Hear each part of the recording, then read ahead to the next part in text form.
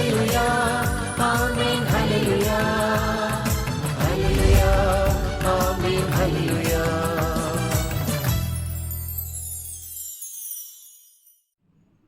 தந்தை, மகன், தூய ஆவியின் பெயராலே ஆமீன். இயேசுவில் அன்புக்குரியவர்களே, மீண்டும் ஒரு நாள் உங்களை வார்த்தையோடு சந்திக்கிறேன். உங்களை வாழ்த்துகிறேன், உங்களுக்காக ஜெபிக்கின்றேன். அன்பார்ந்தவர்களே, ஒரு தகப்பன் தன்னுடைய மகனுடைய முன் கோபத்தை குறித்து அதிகமாக கவலைப்பட்டு கொண்டிருந்தார்.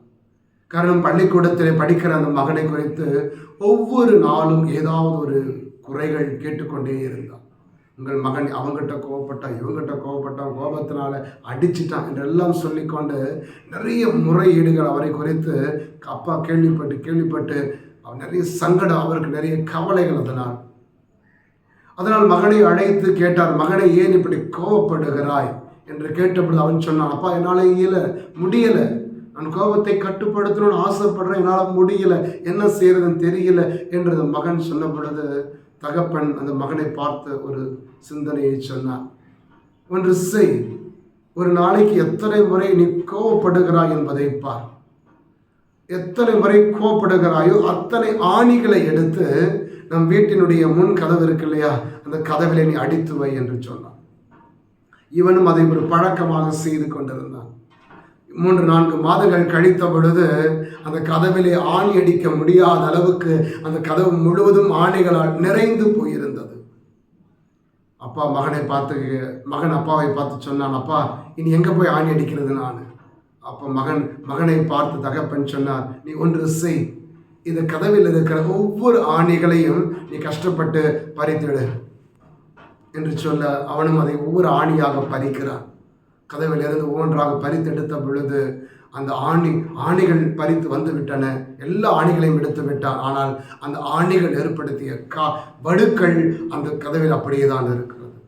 தகப்பன் பார்த்து சொன்னார், மகனே, உன்னுடைய கோபம் கடந்து போய்விட்டது. ஆனால் உன் கோபம் ஏற்படுத்திய காயங்கள் ஒவ்வொருடைய வாழ்க்கையிலும் வடுக்களாக அப்படியே தான் இருக்கும்.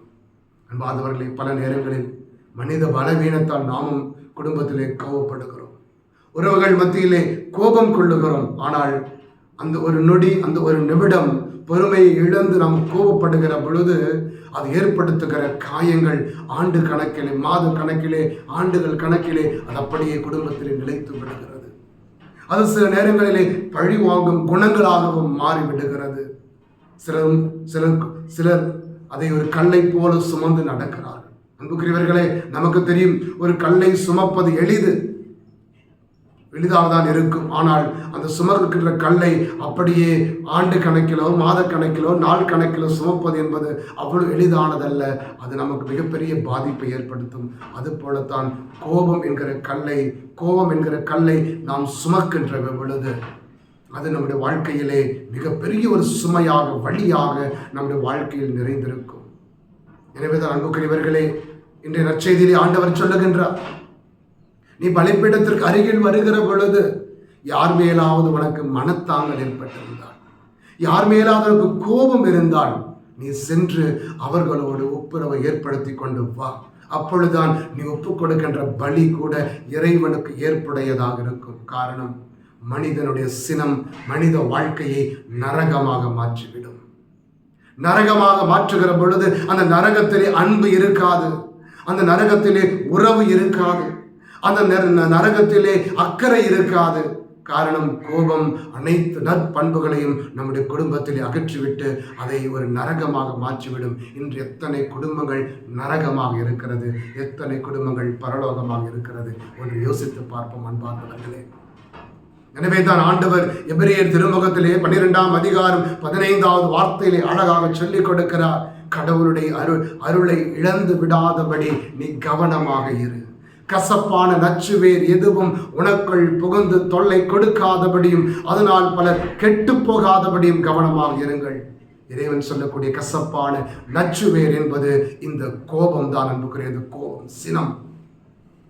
இது ஒரு நச்சு வேர். எப்படி ஒரு குடிக்கிற ஒரு டம்ளர் தண்ணீரிலே ஒரு துளி விஷத்தை கலக்கிற பொழுது அது முழுவதையும் விஷமாக மாற்றுகிறதோ, அதுபோல ஒரு நிமிட கோபம் நம்முடைய வாழ்க்கையை முழுவதையும் நச்சாக மாற்றி விடுகிறது. அந்த நச்சு கலந்த தண்ணீரை யார் குடித்தாலும் அது அவர்களுக்கு ஆபத்தை ஏற்படுத்தும். அது போலதான் கோபமுள்ள மனிதன் எங்கு சென்றாலும் எங்கு இருந்தாலும் அது அவனுக்கும் ஆபத்து, பிறருக்கும் ஆபத்தாக முடிகின்றது. எனவே ஆண்டவர் சொல்கிறார், நீ அந்த நச்சுவேர் உன்னில் கலந்து விடாதபடி கவனமாக இரு. அந்த நச்சுவேரை உன்னிலிருந்து எடுத்தால்தான் நீ கடவுளுடைய அருளை பெறுவதற்கான தகுதியுள்ள மனிதனாக நீ மாறுவாய். தொடக்க நூல் புத்தகத்திலே 33ஆம் அதிகாரத்திலே ஒரு அழகான நிகழ்வை நாம் பார்க்கிறோம். யாக்கோபு தன்னுடைய சகோதரனை ஏமாற்றிவிட்டு, ஏசாவை ஏமாற்றிவிட்டு நாடு கடந்து சென்று விடுகின்றான். பல ஆண்டுகள் கழித்து மீண்டும் தன்னுடைய சொந்த நாட்டுக்கு திரும்புகின்றான். நிறைய செல்வங்களோடு திரும்பி வருகின்றான். ஆனால் அவனுக்குள் ஒரு பயம் இருக்கிறது.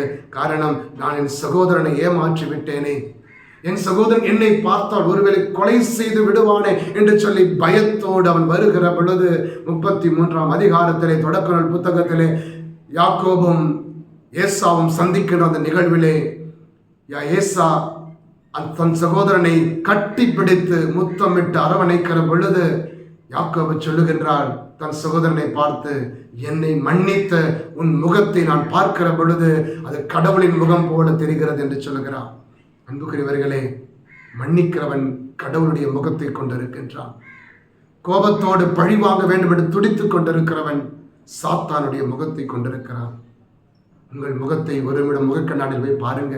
உங்களுடைய முகம் கடவுளின் முகமாக இருக்கிறதா, சாத்தானுடைய முகமாக இருக்கிறதா?